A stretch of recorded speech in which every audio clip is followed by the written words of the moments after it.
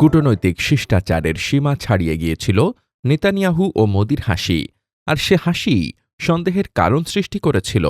সে হাসির পরদিন সকালেই ইরানে হামলা চালায় ইসরায়েল।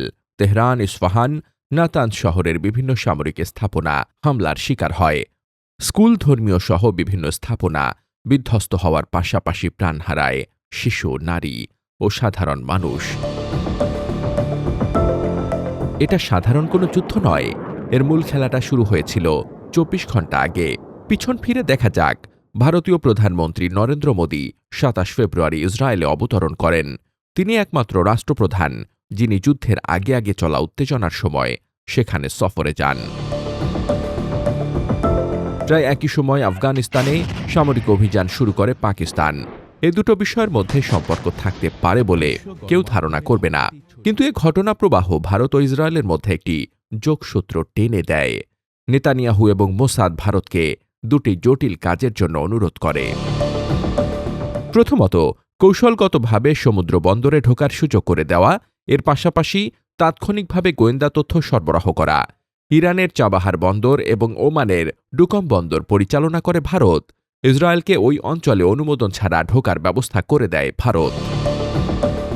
দ্বিতীয়ত, ভারতের সাথে গোপনে বেড়ে ওঠা আফগানিস্তানের তালেবানের জোরদার সম্পর্ক, আর এ সম্পর্কের জেরেই হাঁকানো হয় বড় ধরনের ছক্কা। ইসরায়েলের তরফে ভারতকে অনুরোধ জানানো হয় যাতে করে তালেবানদের দিয়ে পাকিস্তানের পশ্চিম সীমান্ত অস্থির করা হয়।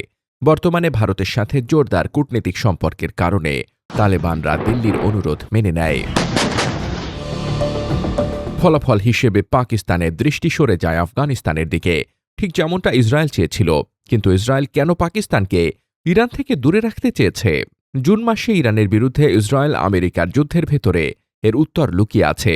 সে যুদ্ধের সময় পাকিস্তান গোপনে ইরানকে গোয়েন্দা, সামরিক ও কূটনৈতিক সমর্থন জুগিয়েছিল। এ দফায় ইসরায়েল নিশ্চিত হতে চেয়েছে যে ইরানের ব্যাপারে পাকিস্তান যেন ইতিহাসের পুনরাবৃত্তি না ঘটায়। পশ্চিম সীমান্তে পাকিস্তান সেনাবাহিনীর মনোযোগ আটকে রেখে ইরানকে গোপন সাহায্য পাওয়া থেকে বঞ্চিত করতে চেয়েছে ইসরায়েল। এতে ইরানের জন্য পাকিস্তানের কোনো সেনা সহায়তা, রসদ বা দ্বিতীয় ফ্রন্ট খোলার পথ বন্ধ হয়ে যায়। উল্টো ভারতের সাহায্যে ইরানের চাবাহার ও ওমানের ডুকম বন্দরের নিয়ন্ত্রণ নিয়ে ইসরায়েল তার সামরিক সরবরাহের পথ নিরাপদ রাখে। পাকিস্তান যখন তার পশ্চিম সীমান্তে প্রাণঘাতী লড়াইয়ে ব্যস্ত, ইরান তখন তার বিরুদ্ধে চালানো হামলা একলা প্রতিরোধের চেষ্টা করে যায়।